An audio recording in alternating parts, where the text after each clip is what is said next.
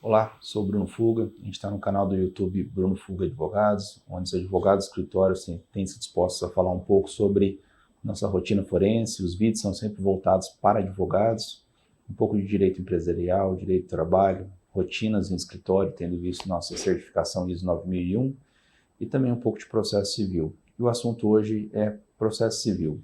Separei um tema sobre a ratio decidente e, como eu tenho tentado falar bastante sobre assuntos práticos voltados para a advocacia, esse é o nosso recorte de hoje. O que é uma ratio decidente?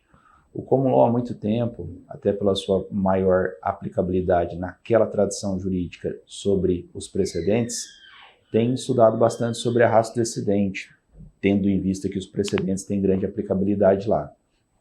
Dentro do direito brasileiro, com essa nova paradigma do processo civil, nós temos essa cultura, entre aspas, incorporada, porque parte da doutrina entende que não é um sistema de precedentes, é um sistema à la brasileira, da qual eu concordo, mas nós temos inegavelmente uma força vinculativa de precedentes qualificados, que é esse o termo utilizado pelo STJ, dentro da nossa rotina. Então, vocês, advogados, precisam pensar logicamente nessa aplicabilidade.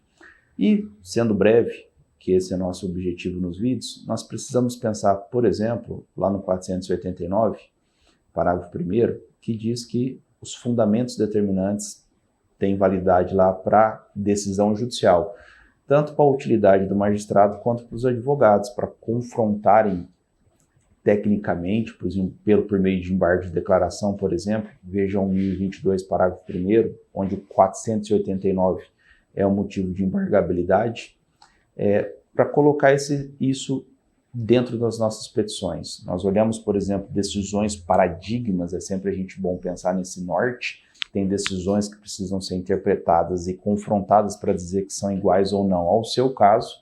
Nós precisamos entender qual é a ratio daquele caso, né? O que vincula, e a melhor palavra para o direito brasileiro, eu acho até ela interessante e acertada, que são fundamentos determinantes. O common law discutiu muito tempo sobre se seriam os princípios, os fatos, se a gente tirasse um dos raciocínios ainda manteria. Não vou aprofundar muito nessa importante doutrina do common law sobre isso, mas nós precisamos pensar o que é a ratio decidente, quais são os fundamentos determinantes. Porque se eu digo, por exemplo, que tem diversos precedentes qualificados com grande força de vinculação, veja lá, por exemplo, 927, o que vincula no caso?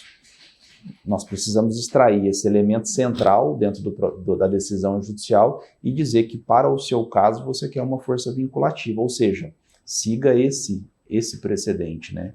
Então nós advogados precisamos ficar muito atentos, por exemplo, que nós não podemos comparar decisões paradigmas se elas forem decisões monocráticas do 1021, porque elas não têm essa força vinculativa, isso é um erro muito comum, tá? Nós não precisamos e não podemos achar a ratio somente, por exemplo, em súmulas, elas são só sínteses do caso.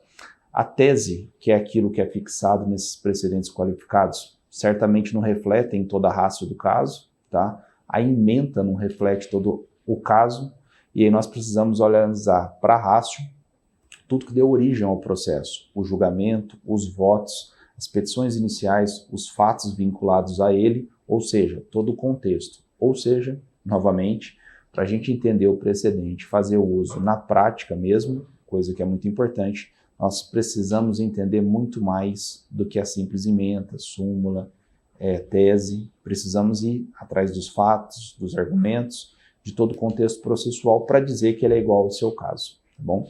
Sou Bruno Fuga, um abraço, até mais, próximo vídeo.